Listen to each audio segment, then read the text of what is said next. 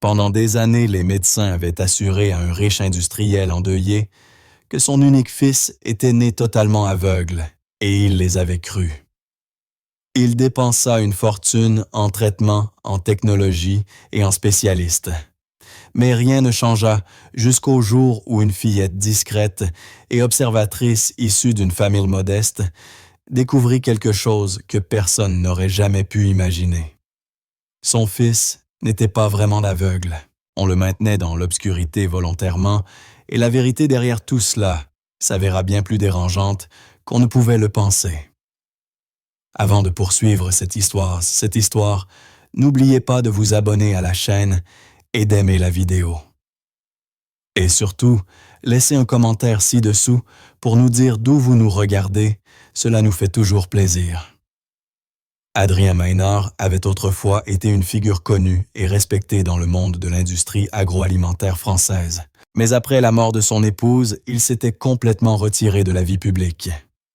Il vivait désormais dans un vaste manoir isolé du monde, au milieu des collines froides et des forêts silencieuses de Savoie. Sa femme était morte en donnant naissance à leur unique enfant Simon, et ce moment avait bouleversé toute son existence.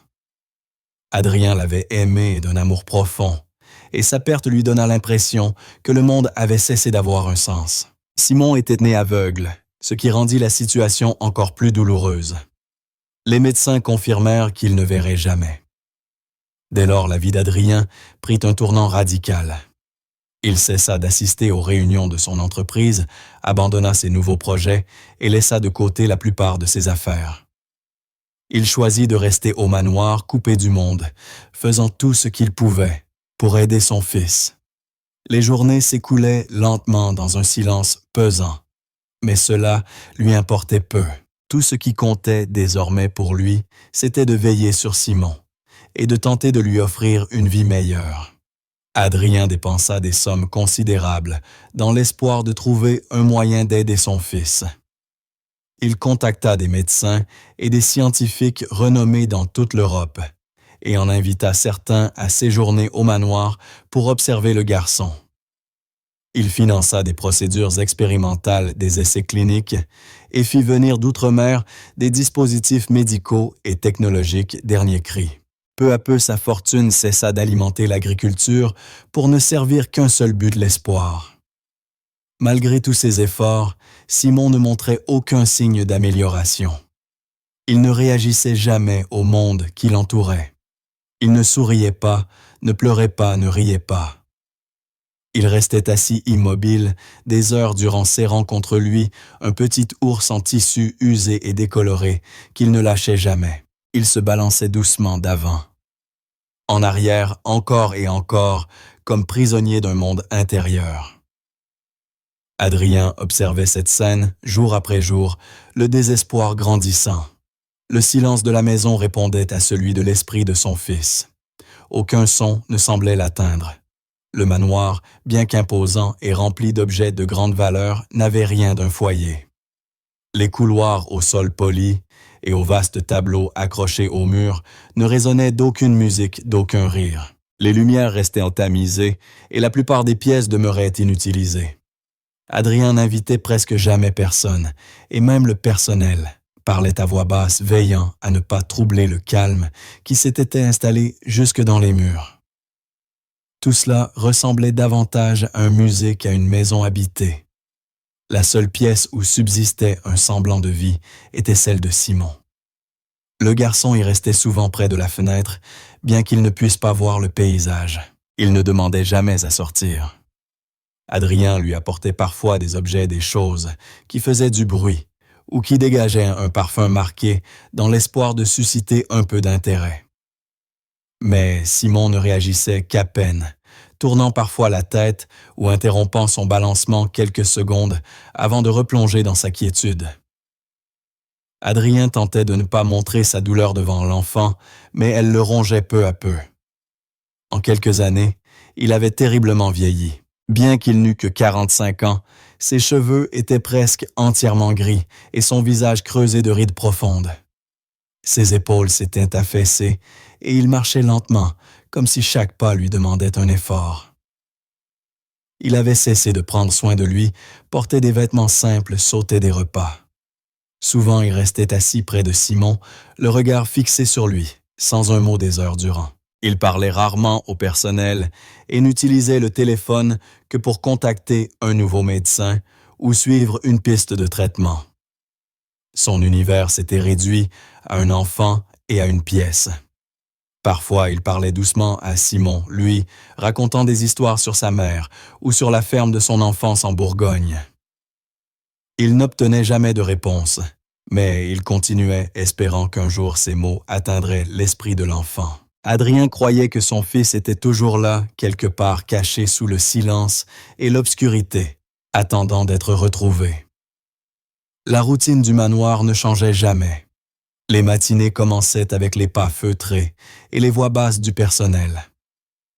Adrien passait la majeure partie de la journée auprès de Simon, ne s'accordant de répit que pour lire des rapports médicaux ou parler à des spécialistes par visioconférence. Les repas étaient servis rarement consommés. Les nuits, elles étaient les plus longues et les plus dures. Le silence devenait plus lourd à la tombée de la nuit, et Adrien errait parfois dans les longs couloirs du manoir, se souvenant des jours heureux. Il passait souvent devant les anciennes photos de son épouse, et chaque fois qu'il croisait son sourire figé sur papier, une douleur aiguë lui transperçait la poitrine. Il se sentait responsable de sa mort. Il était convaincu que s'il avait agi autrement, elle serait peut-être encore en vie. Et leur fils Simon ne serait sans doute pas né aveugle. Cette culpabilité ne le quittait jamais pas une seconde. Même le sommeil ne lui apportait aucun repos. Ses rêves étaient peuplés d'images, de la salle d'accouchement, du dernier souffle de sa femme, du cri des médecins. Ses souvenirs le hantaient sans répit, ajoutant encore à la tristesse qui emplissait sa vie. Malgré toute cette douleur, Adrien ne renonça jamais à essayer. Il continuait de chercher de nouveaux traitements, de nouvelles façons d'atteindre Simon. Il restait convaincu qu'un changement était possible, qu'un infime miracle pouvait survenir. Mais chaque jour sans progrès ajoutait une couche supplémentaire de déception. Le manoir autrefois, bâti pour accueillir une famille heureuse, était devenu un lieu d'attente. Une attente longue et silencieuse d'un événement qui ne viendrait peut-être jamais. Simon continuait de se balancer doucement, serrant son ours en tissu coupé du monde. Adrien, toujours à proximité, veillait, espérait. Tous deux vivaient côte à côte seuls ensemble, prisonniers, chacun d'un silence différent. Le monde extérieur poursuivait sa course, mais à l'intérieur du manoir, le temps semblait figé. Les jours passaient identiques les uns aux autres, avec Adrien assis près de son fils, guettant un signe le moindre qui viendrait briser ce silence. Évangeline arriva au manoir un jeudi matin pluvieux. À ses côtés se tenait sa fille Cali, un petit sac à dos usé à la main, observant les lieux sans un mot. Elles avaient voyagé pendant des heures depuis une petite ville où la vie avait été difficile. L'offre d'emploi au domaine de Maynard représentait une chance de recommencer, et bien qu'Évangeline fût nerveuse, elle avait accepté sans hésiter. Adrien dit à peine un mot lorsqu'il les rencontra. Il se contenta d'un bref signe de tête et leur montra où elles logeraient et travailleraient. Le manoir était plus froid et plus vaste qu'elle ne l'avait imaginé. Tout y était propre, ordonné, mais sans âme. Évangeline se mit rapidement à sa tâche, nettoyer les chambres, ranger les livres, préparer les repas. Cali, elle errait silencieusement dans les couloirs, prenant garde de ne déranger personne. Elle ne parlait que si on lui adressait la parole. Elle n'avait pas peur seulement de la prudence. Elle savait lire les émotions des gens et percevait la tristesse flottant dans l'air. Le manoir était calme, mais pas d'un calme apaisant, plutôt un silence qui pesait sur le cœur, un vide qui rendait les âmes lourdes et seules. Cali avait toujours été une enfant tranquille. Elle n'aimait ni le bruit ni la foule. Elle préférait s'asseoir pour dessiner ou simplement observer ce qui l'entourait. À l'école, elle jouait rarement avec les autres enfants. Elle aimait s'installer sous un arbre avec son carnet à dessin, reproduisant ce qu'elle voyait ou imaginait. Ses professeurs disaient qu'elle était intelligente, juste différente. Évangeline ne la forçait jamais à changer. Elle acceptait que sa fille voie le monde à sa manière. En arrivant au manoir, Callie conserva ses habitudes. Elle trouva un coin, près d'une grande fenêtre, où elle pouvait s'asseoir et dessiner sans être dérangée. De là, elle voyait le jardin, et parfois elle apercevait le garçon Simon. Il était toujours au même endroit, tenant son jouet, se balançant légèrement. Callie ne comprenait pas pourquoi, mais elle ressentait quelque chose en le regardant. Pas de la pitié, non autre chose. Une étrange connexion qu'elle ne savait expliquer. Elle commença à l'observer plus attentivement. Elle ne chercha pas à lui parler tout de suite. Elle voyait bien qu'il vivait dans son propre monde et ne voulait pas le troubler. À la place, elle s'approcha peu à peu, jour après jour. Elle apportait son carnet, ses crayons, et s'asseyait à quelques mètres de lui, dessinant en silence ce qui lui venait à l'esprit. Parfois des fleurs, parfois des formes qui ressemblaient à des sons ou à de la lumière.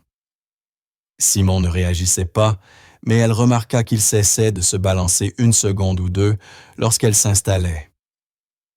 Ce n'était pas grand-chose, mais cela suffisait à la faire rester. Chaque jour pendant qu'Évangeline travaillait, Callie retrouvait Simon dans sa chambre ou dans le salon où il s'asseyait. Elle n'apportait jamais de musique, ne cherchait pas à le toucher. Elle se contentait d'être là en silence. Peu à peu, elle commença à remarquer des détails que personne ne voyait, la légère inclinaison de sa tête, quand quelqu'un entrait, la façon dont il serrait plus fort son ours à certains sons. Ces petits signes, Callie seule semblait les percevoir. Évangeline observait sa fille discrètement. Elle voyait comment Callie se comportait près de Simon et ne l'en empêchait pas. Elle faisait confiance à son instinct. Parfois, en passant devant la pièce et en les voyant tous deux assis côte à côte, elle ressentait un mélange d'espoir et d'inquiétude. L'espoir que quelque chose de bon naîtrait de cette amitié silencieuse et la peur que sa fille souffre si rien ne changeait. Mais Callie n'attendait rien en retour. Elle ne posait pas de questions, ne cherchait pas à provoquer une réaction. Elle se contentait d'être là simplement présente, et peu à peu cette présence commença à changer l'atmosphère de la pièce. L'air y devint moins lourd, moins froid. Simon ne parlait pas, mais sa posture semblait moins tendue quand Callie était près de lui. Adrien le remarqua aussi même s'il n'en dit rien au début. Il observait de loin, voyant cette fillette tranquille, accomplir ce qu'aucun médecin ni thérapeute n'avait réussi à faire rester près de son fils sans rien attendre en retour. Le simple fait d'être là semblait déjà produire un petit miracle. Les dessins de Callie commencèrent à refléter ce qu'elle voyait dans le manoir. Au début, ce n'étaient que des croquis sans suite, mais bientôt elle se mit à représenter les longs couloirs, les grandes fenêtres, et parfois une silhouette tenant un jouet. Elle dessina même Simon, toujours avec des traits doux sans visage, laissant un espace blanc, là où aurait dû se trouver son expression. Elle ne montra ses dessins à personne. Ils étaient pour elle seule. Un jour avant de quitter la pièce, elle laissa un dessin sur le sol tout près de Simon. C'était une simple image, deux silhouettes assises côte à côte. Le lendemain, elle remarqua que la feuille avait légèrement bougé. Elle ne savait pas si Simon l'avait touchée ou si quelqu'un d'autre l'avait déplacée, mais son cœur battit plus vite. C'était comme une réponse, même si elle n'en était pas certaine. À partir de ce moment-là, elle commença à laisser d'autres dessins à portée de sa main. Tous ne bougeaient pas, mais quelques-uns, oui, et cela suffisait pour qu'elle continue. Chaque jour, le silence dans la maison paraissait un peu différent. Il était toujours là, mais moins pesant. Callie continuait de venir, et Simon continuait de se balancer avec son ours en tissu, mais désormais il y avait quelque chose entre eux, un lien invisible, fragile, qui se formait lentement. Évangeline poursuivait son travail sans difficulté. Elle nettoyait, cuisinait, et de temps à autre échangeait quelques mots avec Adrien. Il restait distant, fatigué, mais ne l'empêchait pas de laisser Callie passer du temps avec son fils. Peut-être, au fond, remarquait-il lui aussi le changement. Peut-être espérait-il lui aussi même un peu. Le manoir encore silencieux et plein d'espaces vides semblait désormais traversé par de petits moments qui ne l'étaient plus. Deux enfants assis l'un près de l'autre. Pas de mots, pas de bruit, juste une présence.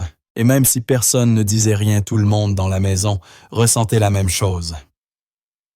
Callie, à sa manière, voyait ce que personne d'autre ne voyait. Même dans le silence, elle commençait à percevoir des choses qui échappaient aux autres. Elle avait toujours prêté attention aux détails autour d'elle, et ces derniers temps, toute son attention s'était tournée vers Simon. Chaque jour, elle s'installait dans la même pièce en silence, dessinant ou simplement restant là. Simon bougeait rarement autrement que par son léger balancement, mais Callie commença à remarquer que parfois il s'interrompait ou changeait imperceptiblement. Un matin, elle entra doucement dans la pièce. Ses pas résonnèrent à peine sur le parquet et elle vit la tête du garçon s'incliner très légèrement de côté.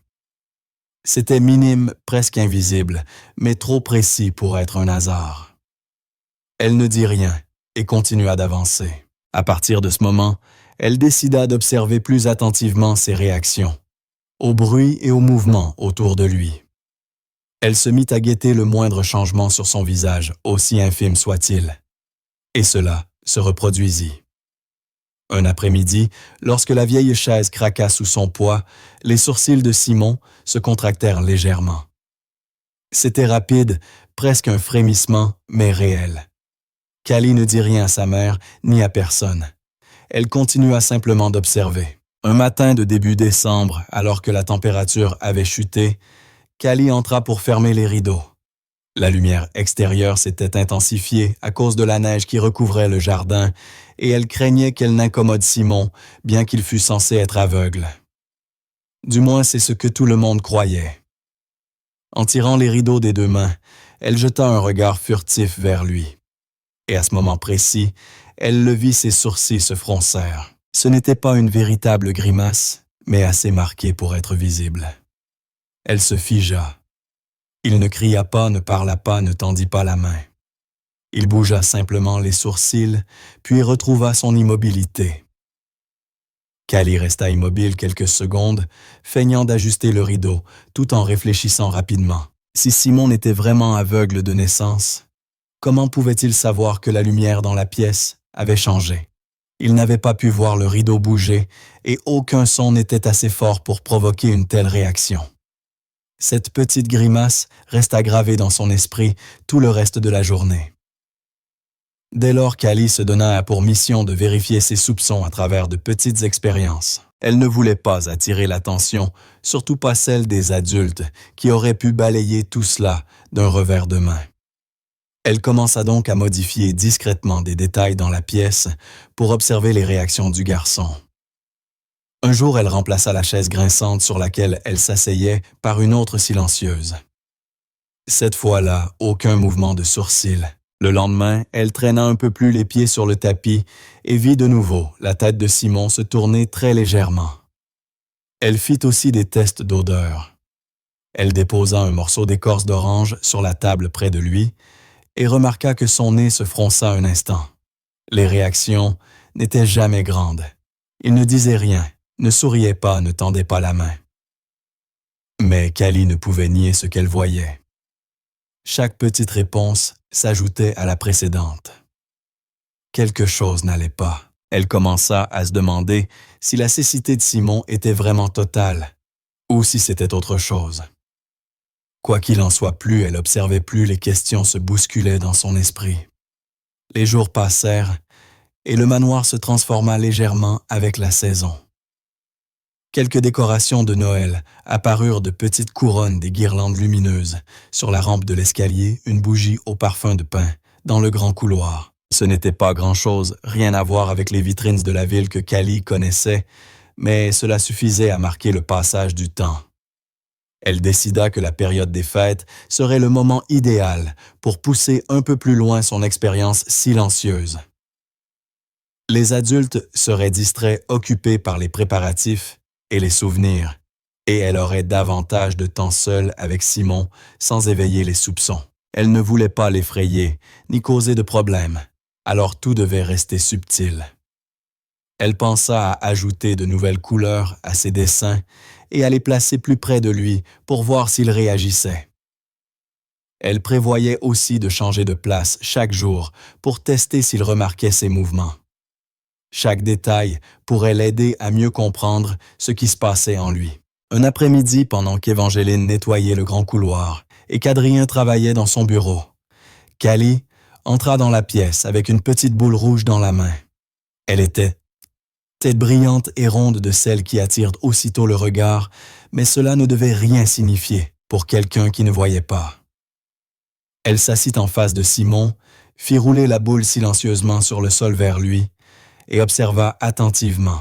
Il ne bougea pas tout de suite, mais lorsque l'ornement heurta doucement le pied de sa chaise, il cessa de se balancer un instant.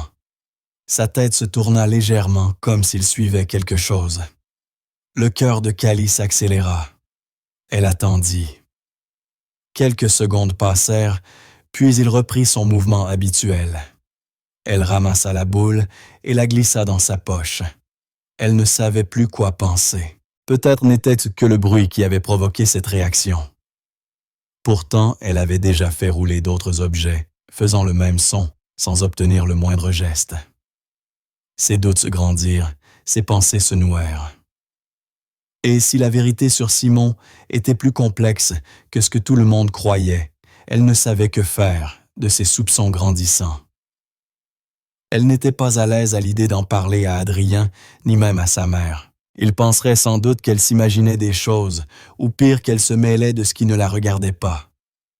Mais elle ne pouvait pas ignorer ce qu'elle constatait jour après jour. Il y avait quelque chose là dissimulé sous l'immobilité du garçon. Elle ne savait pas si cela signifiait qu'il voyait un peu, ou si ses autres sens étaient plus développés qu'on ne le pensait. Quoi qu'il en soit, cela éveillait chez elle autant de curiosité que de prudence. Elle ne voulait pas le mettre mal à l'aise, ni forcer les choses, alors elle décida de continuer discrètement attentive à chaque réaction, chaque pause, chaque respiration. Noël approchait et le manoir restait un lieu silencieux. Pourtant, à l'intérieur de ce silence, Callie sentait quelque chose commencer à changer. Elle ne comprenait pas encore quoi, mais elle savait que c'était réel. Elle l'avait vu de ses propres yeux. Simon, malgré son visage impassible, réagissait. Et même si personne d'autre ne le remarquait, elle oui. Elle garda ce secret dans son cœur, prête à voir ce qui se produirait ensuite. La maison était encore plus calme que d'habitude le jour où l'on installa le sapin de Noël. Évangéline avait passé la matinée à épousseter les cartons rangés dans un placard du couloir et Adrien, distrait, avait simplement hoché la tête pour donner son accord avant de retourner à son bureau. Callie aida sa mère à déballer les décorations, posant les boules sur la table et démêlant les guirlandes. La plupart étaient anciennes, mais une guirlande lumineuse fonctionnait encore parfaitement avec de petites ampoules colorées qui clignotaient doucement. Tandis qu'Évangéline rangeait les boîtes, Callie prit discrètement la guirlande en main. Elle leva les yeux vers la fenêtre. Simon était assis à sa place habituelle, tenant son jouet et se balançant lentement. Son visage restait vide, sans expression, ni signe de conscience. Callie s'avança vers lui, les lumières dans les bras, le cœur plein de questions. Elle ne parla pas. Elle ne voulait pas rompre le calme. Elle voulait seulement essayer. Sans un bruit, elle brancha la guirlande et la tint devant son visage. Pendant un moment, il ne se passa rien. Les petites ampoules colorées clignotaient doucement, projetant sur la peau pâle de Simon des reflets mouvants. Callie observa attentivement, cherchant le moindre signe de changement. Elle était sur le point de retirer la guirlande, convaincue qu'il ne se passerait rien lorsque quelque chose se produisit. Les paupières de Simon frémirent. Lentement, ses yeux s'ouvrirent un peu plus. Il cligna une fois, puis une deuxième. Son balancement ralentit légèrement et sa tête s'inclina dans la direction des lumières. Le cœur de Callie se mit à battre plus vite. Elle resta parfaitement immobile, craignant qu'un mouvement brusque ne rompe ce moment fragile. Les yeux du garçon bougèrent encore, cherchant à se fixer pas parfaitement, mais avec effort vers les petites ampoules colorées qui clignotaient. Callie ne dit rien d'abord. Elle regardait simplement. Puis, dans un souffle à peine audible, elle murmura. « Tu as vu ça? » Aucune réponse. Mais le silence avait changé de nature. Il n'était plus vide. Les paupières de Simon battirent encore. Ce n'était pas un réflexe aléatoire. Il voyait quelque chose. Cela faisait des semaines que Callie l'observait et jamais elle ne l'avait vu réagir ainsi. Ses mains tremblaient légèrement, tandis qu'elle tenait la guirlande bien droite, n'osant plus bouger. Lentement, elle s'accroupit pour être à sa hauteur. Simon ne recula pas. Il ne reprit pas non plus son balancement habituel. Il resta assis la tête, légèrement tournée vers la lueur douce. Callie ajusta doucement la position des lumières pour qu'elle soit dans son champ de vision. Ses yeux suivirent le mouvement pas avec précision, pas comme ceux d'un enfant qui voit clairement mais assez pour prouver qu'une lumière l'atteignait. Elle se souvint alors de tous les petits signes observés ces dernières semaines, ses réactions au son, ses pauses, face au mouvement, son froncement de sourcils, le jour où elle avait tiré les rideaux. Tous ces instants menaient à celui-ci. Simon n'était peut-être pas totalement aveugle. Peut-être ne l'avait-il jamais été. Peut-être pouvait-il percevoir quelque chose, la lumière, les couleurs. Une étrange émotion la traversa, un mélange de choc et d'espoir. Ce moment pouvait tout changer. Simon n'avait pas parlé, pas souri, mais c'était différent. Callie voulut tester à nouveau avec précaution. Elle débrancha les lumières, attendit quelques secondes, puis les rebrancha. Elle scruta son visage. Les paupières battirent de nouveau. Ses lèvres restaient immobiles, mais toute son attention semblait fixée sur les ampoules clignotantes. Callie remarqua que ses mains se desserraient légèrement autour de l'ours en tissu. Ce n'était pas un véritable lâcher-prise, mais un signe, un de plus. Tout en elle voulait crier, appeler sa mère, prévenir Adrien. Mais elle se retint. Elle ne voulait pas rompre ce moment. Lentement, elle se redressa et fit un pas en arrière, pour voir si Simon suivrait les lumières du regard. Ses yeux bougèrent encore à peine, mais assez pour que Callie le remarque. Ce n'était pas une coïncidence. Ce n'était pas un simple réflexe. C'était réel. L'enfant qui avait passé des années plongé dans le silence et l'obscurité venait de répondre à la lumière. C'était minuscule, mais indéniable. Les pensées de Callie se bousculèrent. Que signifiait tout cela? Pourquoi personne ne l'avait-il vu avant? Quelques minutes plus tard,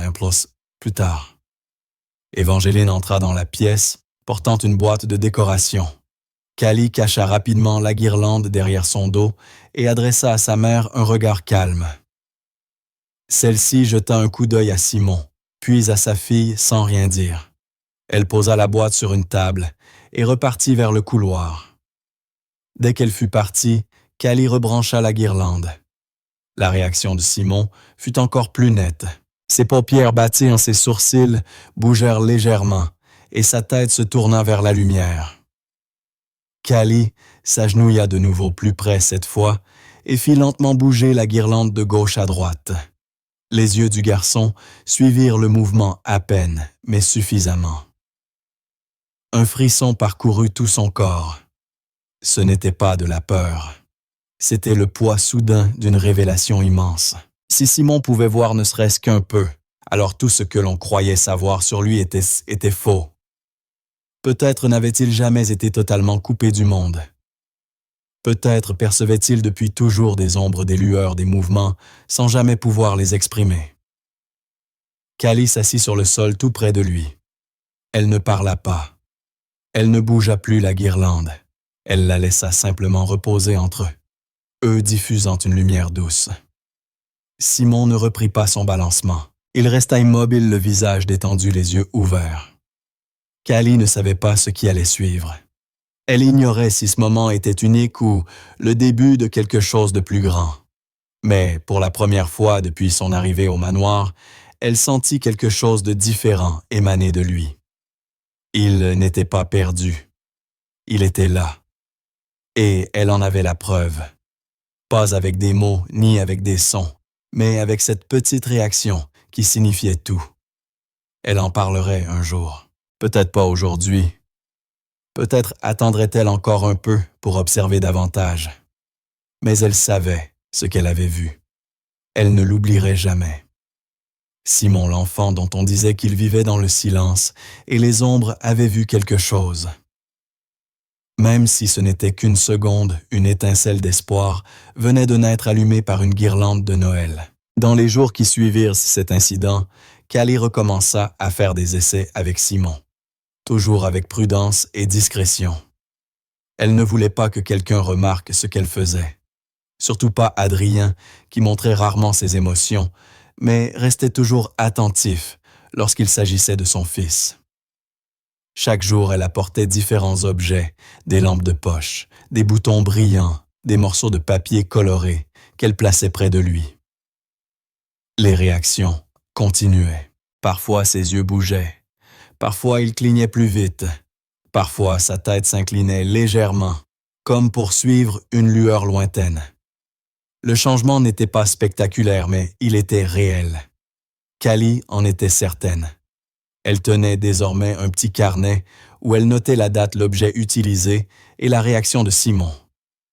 Plus elle observait, plus elle sentait que quelque chose ne collait pas, non pas chez le garçon lui-même, mais dans l'histoire que tout le monde croyait. Si Simon était censé être totalement aveugle, pourquoi pouvait-il encore percevoir la lumière?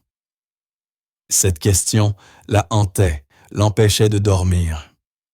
Elle voulait des réponses, pas des suppositions. Et puisque personne d'autre ne semblait s'en soucier, elle comprit qu'elle devrait les chercher elle-même. Un après-midi, tandis qu'Évangéline s'affairait dans la cuisine, Callie longea le couloir près de la chambre de Simon. Elle entra dans la salle de bain attenante, pensant peut-être y trouver quelque chose d'utile. La pièce était vaste et impeccable, avec des comptoirs en marbre ancien et des étagères remplies de serviettes pliées. Mais un détail attira son attention, une petite boîte en bois dissimulée derrière des savons de rechange sous le lavabo.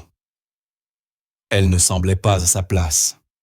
Callie la sortit et l'ouvrit. À l'intérieur, plusieurs petits flacons bruns, du type utilisé pour les médicaments. Les étiquettes étaient effacées, presque illisibles, mais on distinguait encore quelques termes médicaux, des dates anciennes et des avertissements imprimés en minuscules caractères. Elle prit un flacon, le secoua doucement, il restait du liquide à l'intérieur. Un malaise grandit dans sa poitrine. Pourquoi tant de vieux flacons de collyre étaient-ils rangés, cachés? Et pourquoi juste à côté de la chambre de Simon? Elle ne voulait pas tirer de conclusions hâtives, mais quelque chose sonnait faux. Elle referma la boîte et glissa un des flacons dans sa poche avant de quitter la salle de bain. Ce soir-là, elle montra le flacon à sa mère. Évangéline le regarda avec un mélange d'inquiétude et d'incompréhension. Elle examina l'étiquette effacée, essayant de déchiffrer le long nom chimique sans rien reconnaître. Quand Callie lui expliqua où elle l'avait trouvé, son visage changea. Elle baissa la voix et lui dit d'être prudente. La famille Maynard était riche, influente et très secrète. Poser les mauvaises questions pourrait leur attirer des ennuis, surtout à elles simples employées. Évangéline conseilla à sa fille de se taire, de ne pas se mêler de ce qui ne la concernait pas, mais Callie ne pouvait pas ignorer ce qu'elle ressentait. Elle était persuadée que ce flacon avait un lien avec Simon. Elle demanda à sa mère si elle avait déjà vu Adrien ou un médecin utiliser des gouttes pour les yeux du garçon, mais Évangéline n'en était pas sûre. Elle se souvenait avoir vu Adrien porter quelque chose de similaire une fois, sans oser lui demander de quoi il s'agissait. Avant de se coucher, Callie glissa le flacon sous son oreiller. Elle se sentait mal à l'aise, mais plus déterminée que jamais. Quand tout le monde dormait, elle sortit son téléphone et ouvrit son navigateur. Elle tapa le nom chimique inscrit sur l'étiquette lettre par lettre. Au début, rien. Puis un article médical apparut mentionnant une substance expérimentale utilisée autrefois pour traiter certains troubles visuels. Le texte expliquait que ce composé servait à réduire la surstimulation des nerfs optiques, mais qu'à forte dose, ou sur une longue période, il pouvait supprimer totalement la réponse du cerveau à la lumière. En d'autres termes, il provoquait la cécité non pas en abîmant les yeux, mais en bloquant la capacité du cerveau à percevoir les signaux visuels. Callie resta figé devant l'écran. L'article précisait que le médicament avait été interdit par l'Agence nationale de sécurité du médicament après des effets secondaires graves, dont une perte sensorielle sévère. Les dates sans cesse mentionnées correspondaient à celles autres figurant sur le flacon. Une pensée glaciale s'imposa lentement à son esprit. Et si Simon n'était pas né aveugle? Et si quelqu'un l'avait rendu aveugle? L'idée la terrifia, mais elle ne pouvait plus l'écarter. Elle repassa tout en revue les vieux flacons cachés, les légères réactions à la lumière. Le silence autour du passé médical de Simon et le fait qu'Adrien ne parlait plus jamais de médecin, alors qu'il avait consacré des années entières à en chercher. C'était comme si les traitements s'étaient soudainement arrêtés. Callie ne voulait pas croire que quelqu'un ait pu faire cela volontairement. Pourtant, les informations qu'elle détenait ne correspondaient pas à l'histoire que tout le monde acceptait.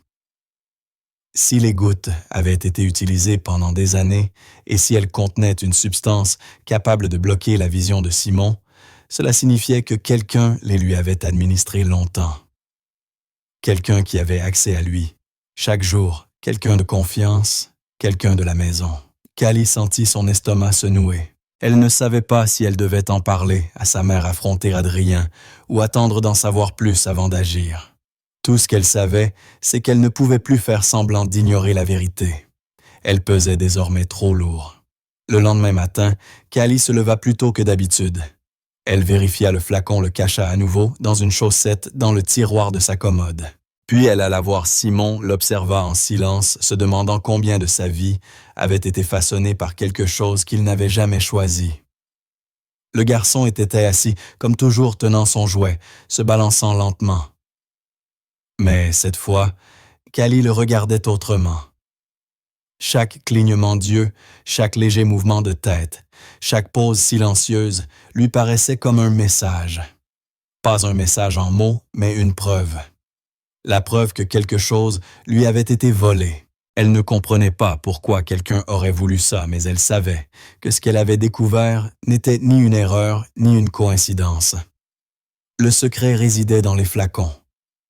La question désormais la hantait presque terrifiante. Les gouttes avaient-elles été données à Simon pour le rendre aveugle? Cette nuit-là, la maison dormait plongée dans un silence total. Callie avait attendu ce moment. Elle était assise au bord de son lit, tenant une petite lampe de poche entre ses mains. La pièce était faiblement éclairée, et tout le monde semblait endormi. Après tout ce qu'elle avait observé, les gouttes, les réactions à la lumière, le mutisme autour de son état, elle savait qu'elle devait essayer encore une fois. Elle se leva, marcha à pas de loup dans le couloir et ouvrit doucement la porte de la chambre de Simon. Il était là, près de la fenêtre, son jouet serré contre lui se balançant lentement. Son visage paraissait fatigué mais paisible. Callie s'approcha et s'assit en face de lui. Elle ne voulait pas l'effrayer. Tenant la lampe de poche avec précaution, elle murmura « Simon, si tu ressens quelque chose, dis-le-moi. » Sa voix n'était qu'un souffle. Lentement, elle alluma la lampe et fit bouger le faisceau devant son visage de gauche à droite, à quelques centimètres de ses yeux. D'abord, rien ne changea. Puis soudain, quelque chose fit bondir son cœur. Simon cligna des yeux, non pas une fois, mais plusieurs. Ses sourcils se froncèrent légèrement, comme si la lumière l'éblouissait ou le gênait. Callie retint son souffle. Elle ne bougea plus, fixant son visage.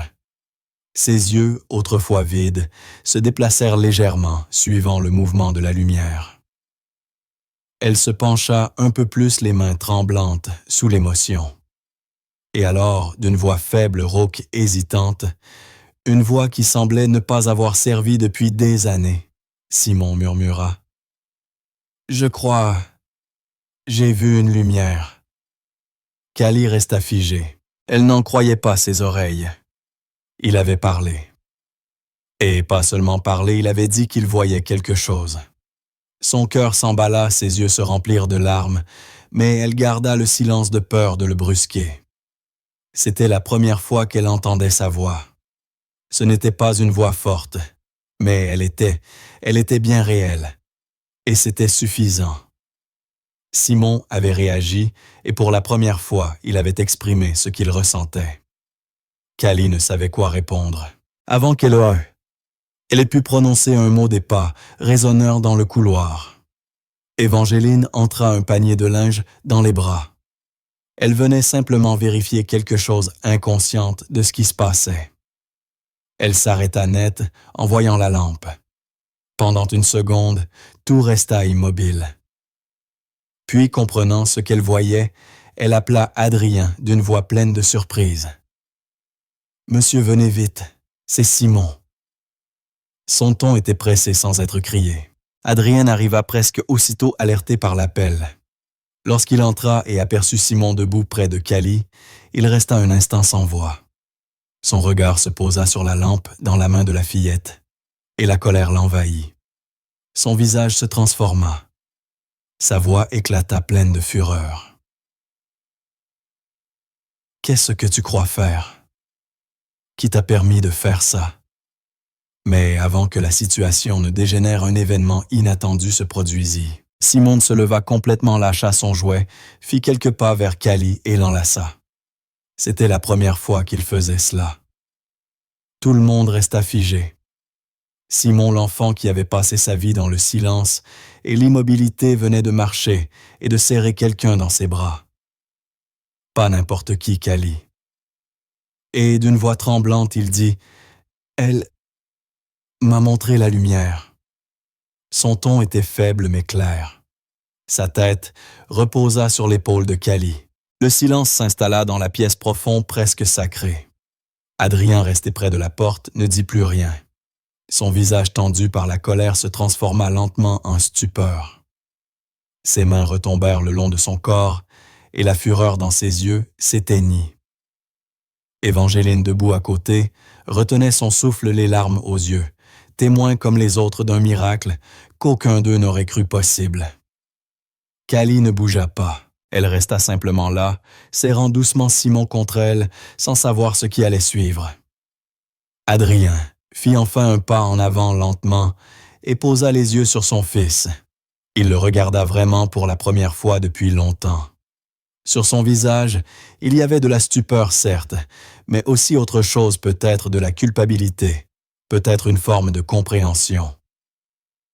Quoi qu'il en soit, cela le retint de prononcer le moindre mot. Pour la première fois depuis des années, le silence n'était plus pesant. Il était plein de sens.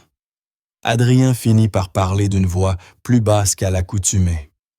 Il regarda Évangeline et dit simplement « Plus de gouttes ».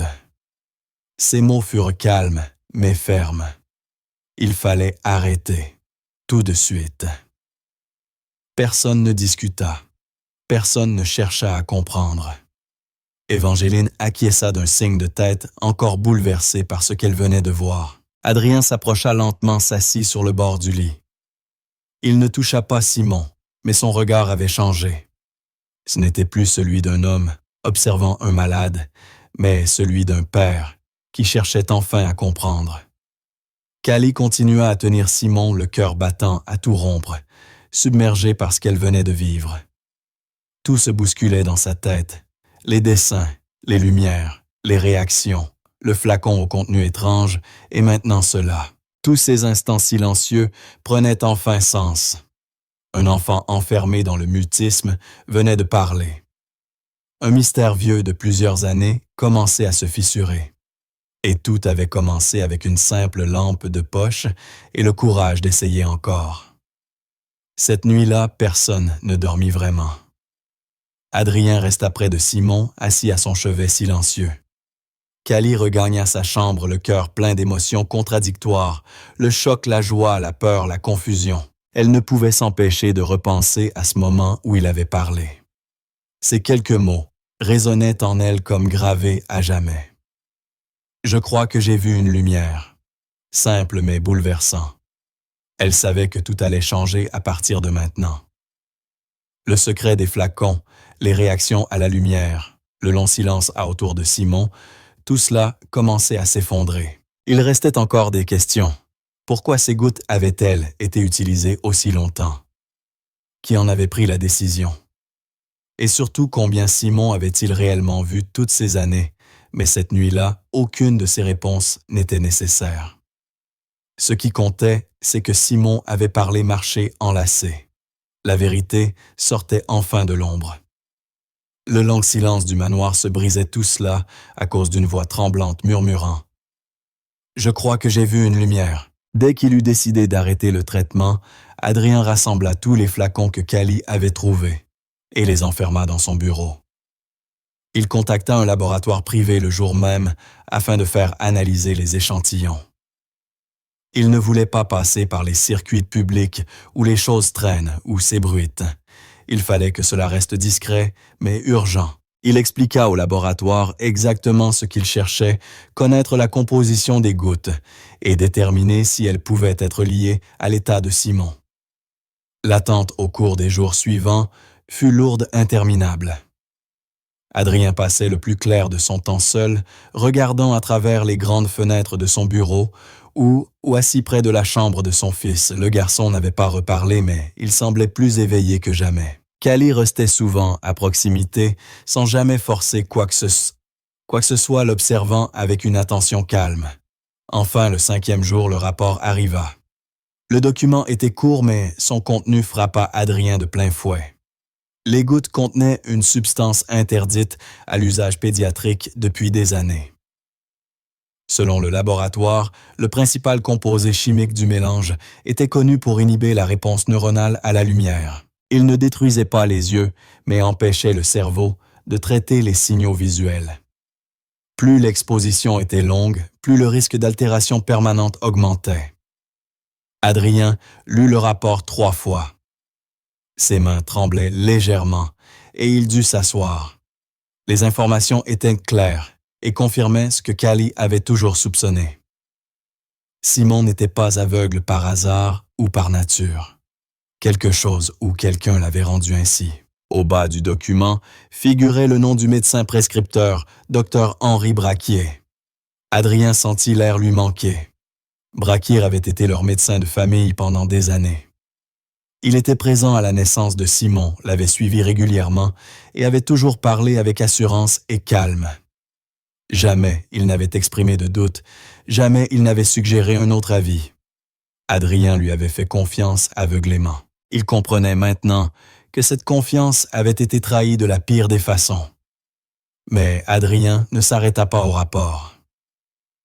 Il appela un contact du service juridique de l'une de ses entreprises et demanda des recherches sur le passé du docteur Braquier.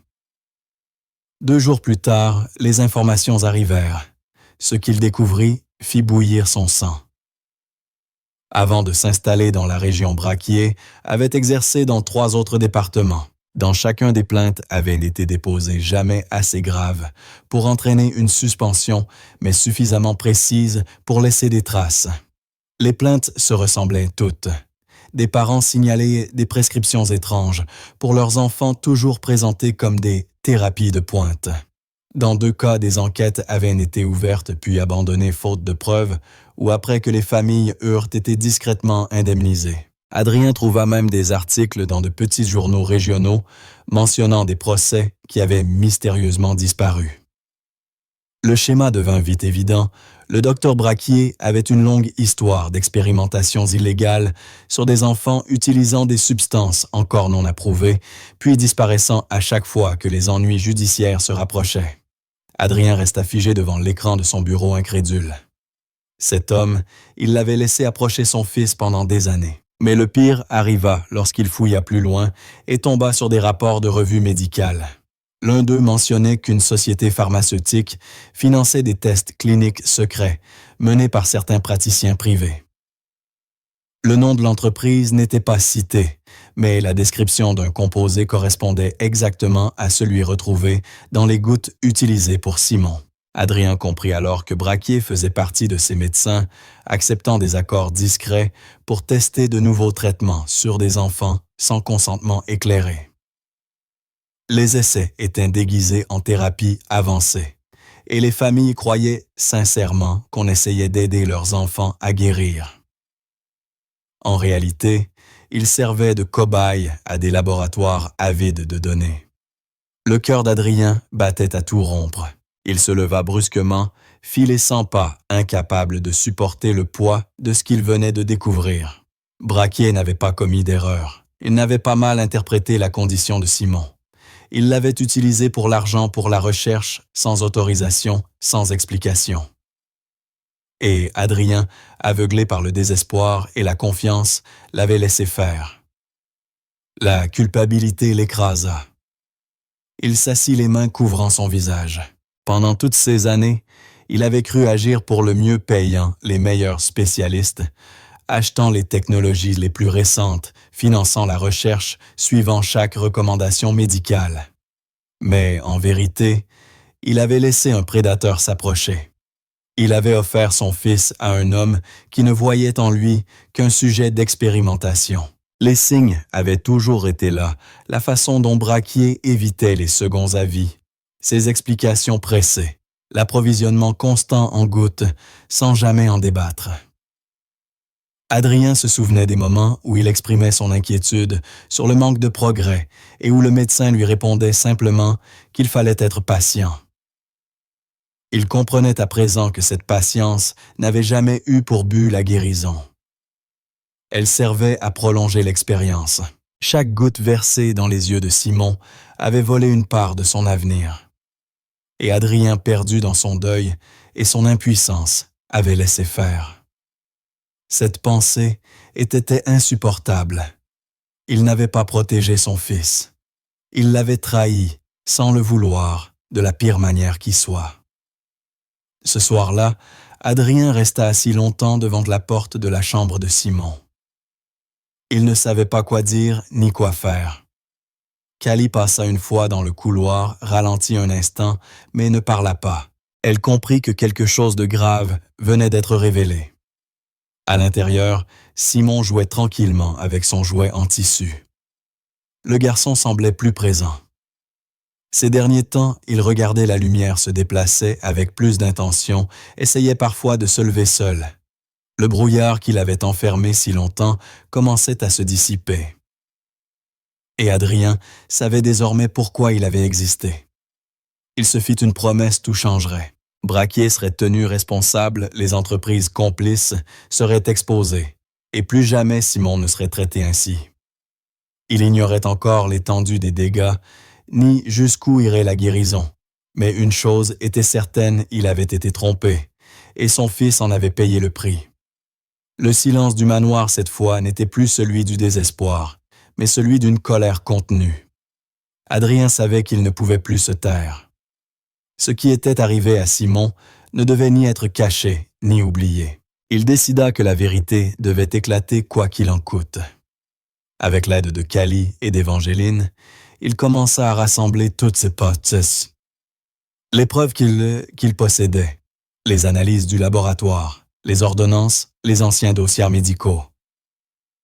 Adrien contacta également une équipe juridique en privé pour examiner les liens financiers entre Braquier et certains laboratoires pharmaceutiques. Les documents révélèrent des transferts d'argent réguliers entre le médecin et une société impliquée dans des essais cliniques non déclarés. Les trois travaillèrent surtout la nuit, transformant le bureau d'Adrien en quartier général. Callie prit des photos. Évangéline scanna et classa les documents. Il savait qu'une fois les informations rendues publiques, les conséquences seraient lourdes. Adrien s'en moquait. Sa réputation n'avait plus d'importance. Seule comptait la justice pour son fils. Mais à peine, quelques jours après le début de leurs préparatifs, les premières représailles arrivèrent. Un article apparut sur un site d'actualité locale, affirmant qu'Adrienne Ménard avait refusé des traitements vitaux pour son fils par orgueil. L'information se propagea rapidement, reprise par plusieurs journaux, régionaux et sur les réseaux sociaux. L'article affirmait qu'Adrien avait ignoré les conseils des médecins, qu'il avait isolé son fils et refusé des thérapies qui auraient pu l'aider. L'histoire était manifestement fausse, mais écrite avec une habileté troublante des bribes de vérité. Y était tordu pour servir un mensonge. Le moment de sa publication ne devait rien au hasard, quelqu'un les surveillait. Callie, encore une enfant, fut profondément marquée. Elle commença à recevoir d'étranges messages sur sa tablette de courts mots anonymes qui disaient « Occupe-toi de tes affaires » ou « On vous observe ». Certains allaient jusqu'à insinuer que la maison était sous surveillance. Elle les montra à sa mère et à Adrien qui réagit immédiatement. Il contacta un service de sécurité et fit installer une surveillance autour de la propriété. Mais la police ne fut pas prévenue. Pas encore. Il fallait d'abord savoir qui se cachait derrière tout cela. Malgré la peur et la pression, ils continuèrent. Adrien savait que s'il reculait maintenant, la vérité sur Simon serait à jamais enterrée. Ils avaient trop avancé pour renoncer. Pendant que dehors, la tension montait, quelque chose de bien différent se produisait à l'intérieur du manoir. Simon changeait. Sans les gouttes, son comportement évoluait chaque jour un peu plus. D'abord, de petits signes, ses yeux suivaient mieux les mouvements, il réagissait davantage à la lumière. Puis les progrès devinrent évidents. Un matin, il pointa les guirlandes accrochées à la bibliothèque et demanda « De quelle couleur est celle-là » Tout le monde en resta bouche bée. Peu après, il commença à sourire de vrais sourires lorsqu'il reconnaissait une voix ou voyait quelque chose d'intrigant. Il devenait curieux de tout. Il posait des questions, touchait les objets, voulait visiter les pièces de la maison. Adrien, malgré les attaques et les mensonges qu'il subissait, trouvait un apaisement profond à observer les progrès de son fils. Évangéline pleura le jour où Simon lui demanda ce que représentaient les tableaux du couloir.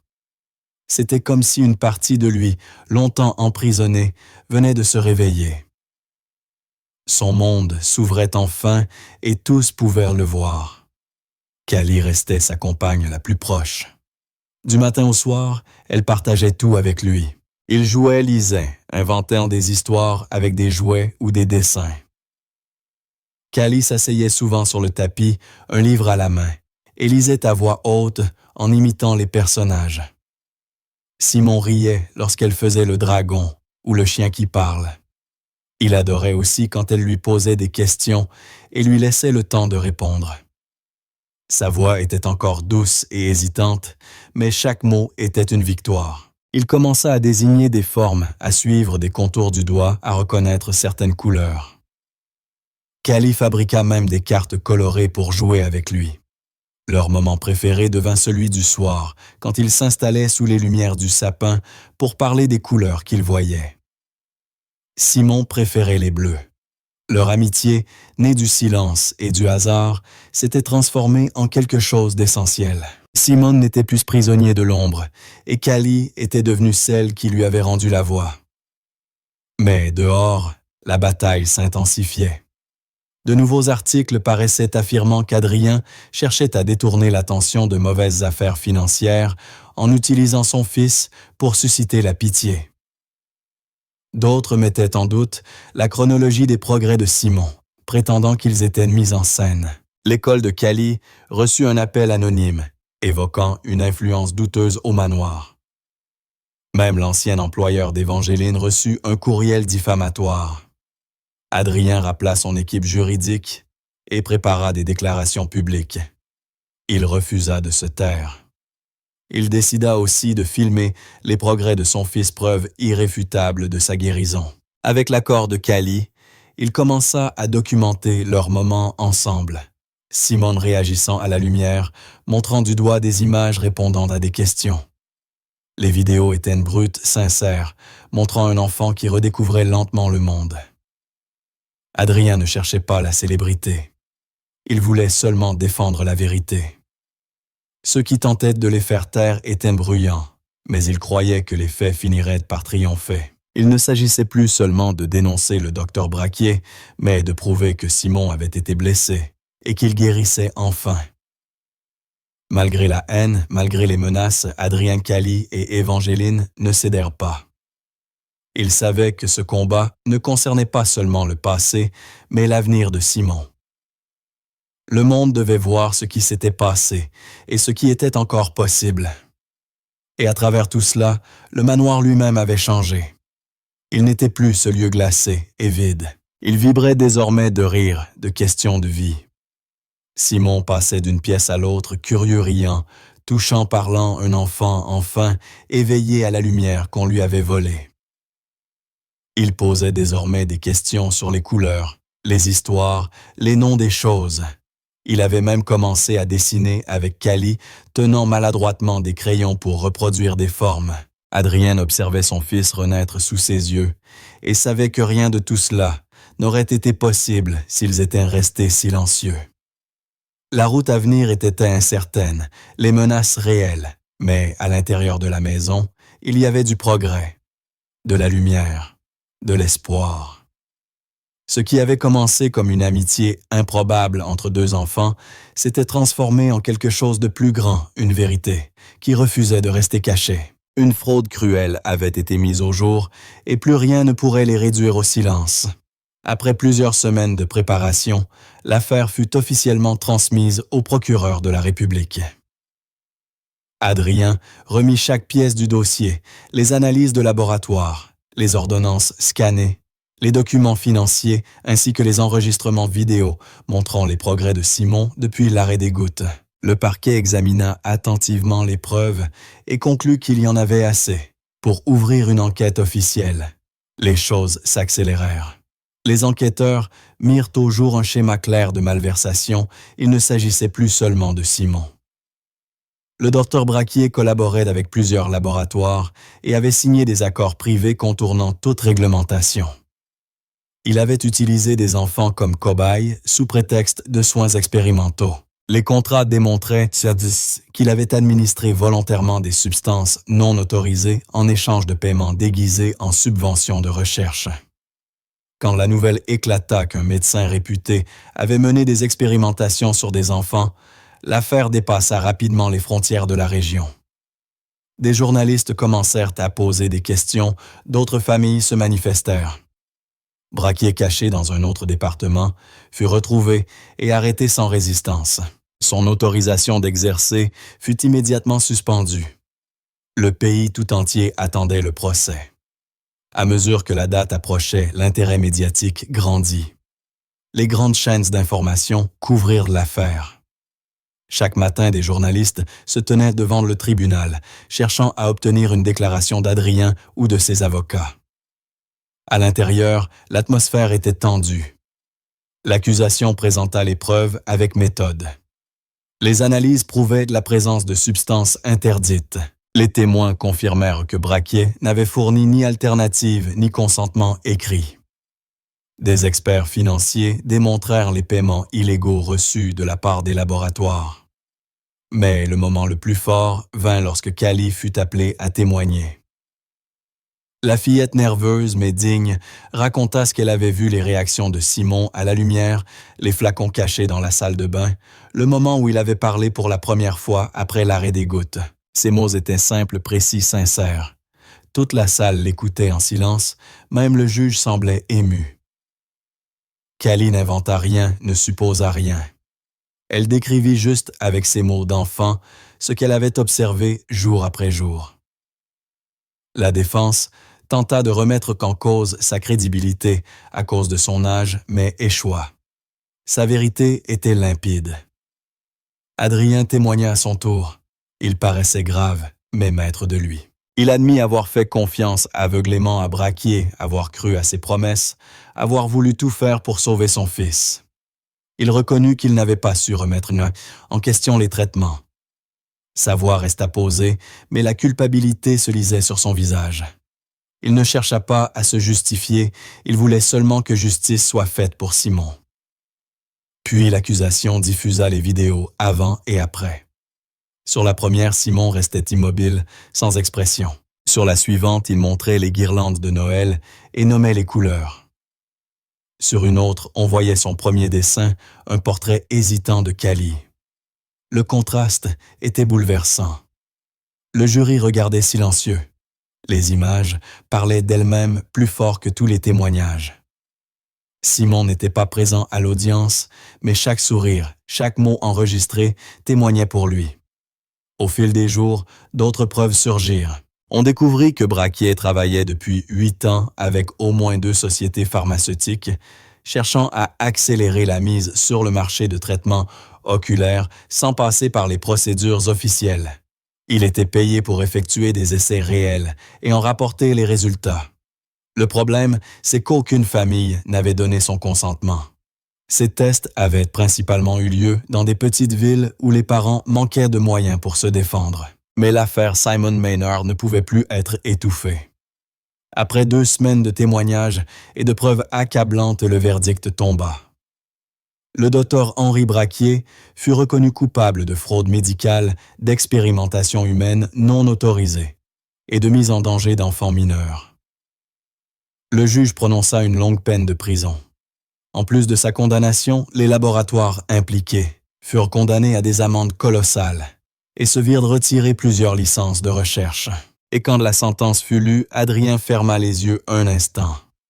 Ce n'était pas une victoire éclatante, mais c'était la vérité, enfin reconnue. Simon, lui, n'avait pas besoin d'être là pour qu'on entende sa voix. Elle résonnait désormais dans chaque mot de ce jugement et dans la lumière retrouvée de son regard. C'était une victoire immense, pas seulement pour Simon, mais pour tous ceux qui n'avaient jamais eu de voix. Ce qui avait commencé comme une simple découverte dans un manoir isolé était devenu un symbole de justice nationale. Les médias appelaient en l'affaire le procès qui rendit la vue à un enfant. Les titres étaient spectaculaires mais pas mensongers. Pour la première fois depuis des années, Simon était vraiment libre. Plus de gouttes, plus de silence. À la maison, les progrès continuaient jour après jour. Il marchait désormais avec assurance d'une pièce à l'autre, posait des dizaines de questions chaque heure et passait des heures à jouer avec Cali. Il aidait Évangeline à décorer les nouvelles pièces et apprenait à tracer ses premières lettres. Adrien, autrefois fermé et brisé, se transformait lui aussi. Il parlait davantage, écoutait mieux passer du vrai temps avec son fils. Le manoir jadis glacé et vide débordait de vie. Cali restait une présence constante dans la vie de Simon. Leur lien se renforçait chaque jour. Ils riaient, apprenaient, jouant comme un frère et une sœur. Le moment préféré de Simon restait le soir assis sous les lumières du sapin, écoutant Cali lire une histoire. Chaque nuit avant de dormir, il demandait une page de plus. Pour un enfant qui avait longtemps vécu dans l'ombre, chaque journée ressemblait désormais à un matin clair et chaud, à un monde à découvrir. Ce qui comptait le plus n'était pas la punition du médecin ou des laboratoires, mais la liberté retrouvée de Simon, le droit de grandir sans produits chimiques brouillant son esprit, le droit de voir par lui-même, le droit de choisir. Il ne survivait plus, il vivait vraiment. Chaque fois qu'il attrapait un crayon ou montrait un objet en demandant « C'est quoi ça ?» C'était la preuve de tout ce pourquoi il s'était battu. Et même si les cicatrices demeuraient celles des années perdues de la confiance trahi l'avenir, lui n'était plus caché. Adrien se tenait souvent près de la fenêtre le soir observant Simon et Cali jouer dans la lumière dorée. Il portait encore la culpabilité mais l'avait transformée en action. Il avait révélé la vérité. Il s'était dressé quand il le fallait, et maintenant il regardait son fils redécouvrir le monde jour après jour. Plus d'obscurité, plus de silence. Seulement la lumière, les rires, les questions et la curiosité. Infini d'un enfant qui voyait enfin la vie de ses propres yeux. La justice avait triomphé, mais plus encore une vie avait été rendue. Les mois passèrent, et la vie de Simon changea plus qu'on ne l'aurait cru possible. Il n'était plus ce garçon silencieux assis avec son jouet dans les mains. Il était désormais inscrit dans une école spécialisée pour les enfants, atteints de troubles visuels, mais capables d'apprendre à voir par la stimulation. Le personnel l'accueillit avec bienveillance, lui proposant des activités centrées sur la coordination, la perception et l'expression artistique. Simon s'adapta rapidement. Il se passionna pour les cours de dessin. Au début, il utilisait des couleurs simples, des formes basiques, puis ses créations devinrent plus précises, plus riches. Ses professeurs furent frappés par la rapidité avec laquelle il comprenait les motifs et par son envie d'exprimer ce qu'il découvrait à travers la peinture. À la maison, Adrien comprit combien l'art comptait pour son fils. Il transforma une chambre d'amis du 2e étage en atelier personnel. Bientôt les murs se couvrirent de ses œuvres, des formes lumineuses, des traits colorés des images. Inspiré de ce qu'il apprenait enfin à voir et à comprendre. Callie restait inséparable de Simon. Même si elle n'allait pas à la même école, elle passait chaque après-midi au manoir. Ensemble, ils peignaient, inventaient des jeux, exploraient des livres. Callie n'était plus seulement une amie. Elle était celle qui lui donnait confiance. Elle l'encourageait à poser des questions, à observer, à s'ouvrir au monde. Souvent, il s'installait près de la grande fenêtre de l'atelier peignant côte à côte. Callie lui racontait les endroits qu'elle rêvait de visiter et Simon dessinait ce qu'il imaginait à partir de ses récits. Leur lien n'avait pas besoin de mots, leur simple présence suffisait. Simon, autrefois enfermé dans son mutisme, parlait librement avec elle, désormais partageant ses pensées, ses rêves, ses blagues. Adrien et Évangeline les observaient avec une émotion discrète, conscients de la force de cette amitié, née du silence et devenue un monde de couleurs, d'imagination et de confiance. Simon n'était plus l'enfant des ténèbres. Il était un garçon avec de la lumière plein les yeux. Un matin, une lettre arriva au manoir. Elle venait d'une grande fondation pour enfants ayant surmonté de lourdes épreuves. On y annonçait que Simon avait été choisi pour recevoir une médaille de courage et de progrès. La cérémonie devait se tenir en ville quelques semaines plus tard. Adrien lut la lettre à table devant Simon et Callie. Simon resta silencieux, un moment incertain de ce que cela signifiait. Mais quand Callie lui sourit et dit « Ils veulent te célébrer », il hocha doucement la tête. Les préparatifs commencèrent aussitôt, un petit discours des vêtements choisis avec soin, le trajet organisé. Et quand Simon demanda si Callie pouvait monter sur scène avec lui, Adrien accepta, sans la moindre hésitation. Le jour de la cérémonie, Simon portait une tenue simple, un pantalon sombre et une chemise blanche dans laquelle étaient cousues de minuscules lumières jaunes. Callie avait noué dans ses cheveux un ruban assorti. Ils s'assirent côte à côte pendant tout l'événement, se tenant la main. Quand le nom de Simon fut prononcé, il se leva lentement et monta sur scène Callie à ses côtés. La salle entière se tut. Arrivé au centre de l'estrade, un présentateur lui remit une médaille petite dorée, gravée du mot « Résilience ». Simon sourit en la recevant puis se tourna vers le micro. Un court silence. La salle était pleine familles et médecins, enseignants, journalistes. Adrien, assis au premier rang, retenait son souffle. Simon se pencha vers le micro, le prit à 2 mains, et parla d'une voix douce mais assurée. « On m'a demandé quand j'ai vu la lumière pour la première fois, dit-il. » Le public se pencha suspendu à ses lèvres. Simon balaya la salle du regard, puis tourna légèrement la tête vers Callie, qui se tenait près de lui avec un sourire calme. « Ce n'était pas avec mes yeux, poursuivit-il. C'était quand elle est arrivée. » Un silence total s'abattit sur la salle, puis les applaudissements éclatèrent d'abord timides, puis de plus en plus forts, jusqu'à devenir une ovation debout. Callie le regardait les larmes aux yeux. Adrien, debout, applaudissait lui aussi profondément ému. Ce moment dépassait l'émotion. C'était une vérité lumineuse, révélée au grand jour. Simon venait de dire au monde, avec des mots simples, ce que tout leur combat signifiait. Ce n'était ni la science, ni les médecins, ni les procès qui avaient déclenché le changement. C'était la gentillesse, la présence. Une enfant qui avait choisi de rester d'écouter et de croire ce que tous les autres avaient ignoré. Après la cérémonie, plusieurs personnes vinrent leur parler des membres de la Fondation des enfants des parents. Beaucoup se disaient bouleversés par ses paroles. Certains demandèrent à voir ses dessins. D'autres se contentèrent de le remercier pour son courage. Adrien donna une courte interview affirmant que ce moment n'était que le début du parcours de Simon. Les médias relayèrent l'histoire avec des titres comme « Le garçon qui trouva la lumière grâce à l'amitié » ou « Petite voix, grande vérité ». Mais derrière toute cette attention, la famille resta simple, ancrée. Ils rentrèrent chez eux le soir même, épuisés mais fiers. Simon posa la médaille sur une étagère de son atelier. Il parla peu après cela, il n'en avait pas besoin. Son message était clair. Il avait trouvé la lumière, pas seulement celle qu'on voit, mais celle qu'on ressent. Au manoir, la vie reprit un rythme paisible. Simon continua l'école, l'art, la thérapie. Ses dessins devenaient de plus en plus précis. Arbre, visage, pièce entière.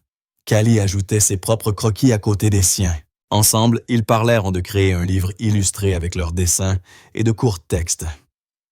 Adrien fit préparer un projet d'exposition locale, présentant les œuvres de Simon et les illustrations de Cali. La maison n'était plus un lieu figé dans le souvenir de la douleur. Elle était devenue un foyer où s'écrivaient de nouvelles histoires. Évangéline, souvent debout dans l'encadrement de la cuisine, regardait les enfants jouer, un sourire attendri aux lèvres. Tout l'enquête, le procès. Les menaces appartenaient désormais au passé. Ce qui demeurait, c'était bien plus fort, la guérison, l'espoir, le lien. Simon, autrefois enfant du silence et des ténèbres, vivait désormais librement. Il ne voyait pas seulement avec ses yeux, mais avec la confiance, la joie et l'imagination. Et il se souvenait toujours du moment où tout avait changé. La vérité avait triomphé. L'obscurité était vaincue, et la lumière brillait enfin sur chaque page de l'histoire de Simon. Et voilà, nous sommes arrivés à la fin de cette histoire. Merci infiniment d'être resté jusqu'ici. Dites-moi en commentaire ce que vous en avez pensé, quel moment vous a le plus touché. Et n'oubliez pas de vous abonner pour découvrir la prochaine histoire.